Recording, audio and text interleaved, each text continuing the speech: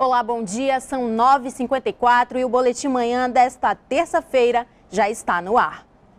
Um homem foi resgatado pelo Corpo de Bombeiros depois de cair de uma altura de cerca de 20 metros. O caso foi na noite de ontem, após uma briga em um prédio abandonado na Compensa, zona oeste da capital. Joabe Alves de Lima, de 19 anos, caiu do 5º para o 3º andar. Ele estava consciente, mas apresentava escoriações, traumatismo na cabeça e no fêmur, além de cortes pelo corpo. Joabe foi levado para o Hospital João Lúcio, na zona leste de Manaus. E na tarde de ontem, um homem morreu e outro ficou ferido depois de uma explosão de uma balsa em uma empresa de navegação na zona oeste da capital. O acidente foi por volta de 12h30 neste estaleiro no Santo Agostinho, zona oeste da cidade. Os soldadores Wagner Soares e outro identificado apenas como Janderson trabalhavam nesta balsa quando houve a explosão. Janderson sofreu ferimentos leves, já Wagner Soares morreu a caminho do SPA Joventina Dias. Segundo informações de funcionários, as duas vítimas estavam trabalhando próximos a uma balsa que havia acabado de ser pintada com uma tinta altamente inflamável. Wagner ligou um maçarico, o que ocasionou a explosão. Wagner Soares tinha 27 anos e estava há pouco tempo na empresa. Este funcionário que não quis se identificar explica como tudo aconteceu. De certeza pintaram e fecharam a balsa, né? Não pode ficar fechado. Pintor tem que deixar aberto as bocas de visita, que é para sair o vapor, que a tinta é altamente inflamável. Na que explodiu a primeira vez foi do mesmo jeito, fecharam, ela explodiu. Alguns trabalhadores ficaram revoltados com o acidente, mas a polícia conseguiu controlar a situação. Como tinha um tumulto aqui dos outros funcionários, a gente veio mais para pedir outra assistência, se precisava do SAMU. Esse é o segundo acidente do tipo na empresa. Há um mês, um outro funcionário também sofreu ferimentos em uma explosão, mas passa bem. Ontem foi o último dia de trabalho na Câmara Municipal de Manaus. Pela manhã, os vereadores deliberaram mais de 70 projetos e, à tarde, aprovaram o plano de mobilidade urbana da capital. Pela manhã, os vereadores deliberaram 72 projetos. A aprovação era necessária para que eles continuassem em tramitação na casa. Então, nós tivemos 72 projetos hoje que precisavam ser destravados para seguir para as comissões terceira, quarta, sétima, ou seja, e com isso dá fluidez. O projeto mais importante foi votado à tarde, o Plano de Mobilidade Urbana de Manaus. 92 emendas foram apresentadas, a maioria do vereador professor Bibiano. A gente tem sérias críticas em relação a esse plano. Eu acredito que em uma cidade como a nossa, que precisa se reestruturar, se requalificar, ficar mais moderna, não pode ter um projeto como esse. Apenas 20 emendas foram aceitas na comissão especial. Os vereadores que tiveram emendas rejeitadas defenderam as propostas em plenário. Uma delas foi a do vereador Lindo Junho. Ele propôs que a faixa azul seja liberada nos domingos e feriados. Os parlamentares acataram a emenda e a sessão foi suspensa para nova análise. A emenda foi aprovada. Para a oposição, o tempo para debater o plano não foi suficiente. Fazer uma discussão nesse nível, com 30 dias e mais, você tendo 4 audiências públicas, audiências esvaziadas, audiência sem grande participação popular, está muito longe de ser os anseios que a cidade realmente desenvolve em relação a essa mobilidade. Mas o prefeito Arthur Neto contesta. Então foi um tempo bastante longo e nós estamos entre as primeiras cidades, mas nenhuma delas se precipitou. E com esse plano agora sim a gente pode reivindicar empréstimos internacionais ou nacionais para mexer no modal de transporte. No total, 21 emendas foram aprovadas. O plano de mobilidade urbana prevê a implantação do BRT, reforma e construção de novos terminais e outras medidas. Mas a votação ainda pode ser anulada. O vereador professor Bibiano entrou com uma ação na Justiça alegando inconstitucionalidade. O caso foi reencaminhado para o Ministério Público. O governador José Mello recebeu o procurador da República, Rafael Rocha, autor da ação civil pública que suspendeu a pavimentação da BR-319. Mas nada foi resolvido. As obras da rodovia vão continuar paradas e sem data para serem retomadas. A reunião, que durou 2 horas, era para debater sobre o futuro da BR-319. Estiveram reunidos IBAMA, IPAAN, Governo e Ministério Público Federal. Um acordo entre o IBAMA e o DENIT pretendia atribuir ao IPAAN a responsabilidade de manutenção e conservação da rodovia. E esse foi o motivo da suspensão das obras no local.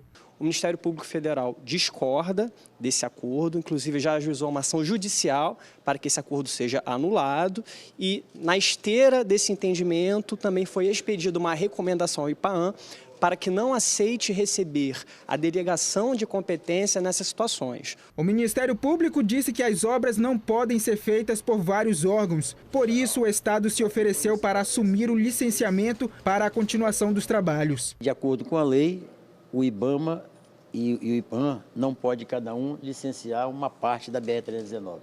Ou o IBAMA licencia tudo, ou o IPAAN licencia tudo. O licenciamento ambiental a nível federal, ele é feito por uma diretoria em Brasília. Tá? As superintendências nos estados elas apenas apoiam os trabalhos do licenciamento. Em uma outra reunião marcada para fevereiro entre o governo e esses órgãos, vão ser mostrados projetos de meio ambiente. E, por enquanto, os trabalhos na BR-319 continuam parados. E vai até amanhã na Arena da Amazônia a Feira de Economia Solidária. O espaço é para ajudar aquelas pessoas que trabalham com produtos feitos na região. Aqui a gente encontra de tudo um pouco. É doce, pulseiras customizadas e até hidratante de cupuaçu, açaí e por aí vai. Todos os nossos produtos são naturais, feito com a matéria-prima regional. Elinalda é técnica de enfermagem, mas nas horas vagas trabalha com esses biscoitos regionais. E o trabalho desenvolvido por aqui gera uma grana extra. Há 10 anos que eu faço esses biscoitos, mas no ramo mesmo de venda eu estou há uns 5 anos. Todos esses 50 estandes estão aqui na Arena Amadeu Teixeira até amanhã. A Feira de Economia Solidária vem para promover esses pequenos negócios. Ela trabalha alguns princípios de solidariedade, de autogestão, fazendo com que o coletivo seja, na verdade, a grande sacada para que a solidariedade se estabeleça entre esses produtores. E foi entrando em um grupo que Raimunda viu a oportunidade de ter uma renda. Hoje ela vende produtos fitoterápicos e tudo é feito por eles. Aí nós estamos nessa caminhada há 2 anos, produzindo lá na igreja de São Bento, na Cidade Nova. Além de muita coisa regional, a feira leva aos palcos grupos musicais. A banda Puxirum foi uma delas, misturando a música local com a clássica. Eu acho uma ideia fantástica, porque isso colabora com a solidariedade, né, e promove os artesãos amazonenses da nossa região.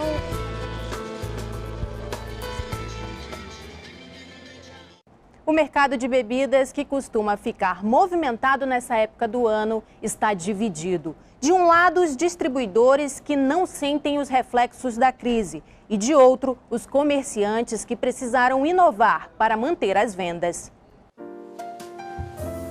A prateleira repleta de vinhos. São quase 300 rótulos do mundo inteiro.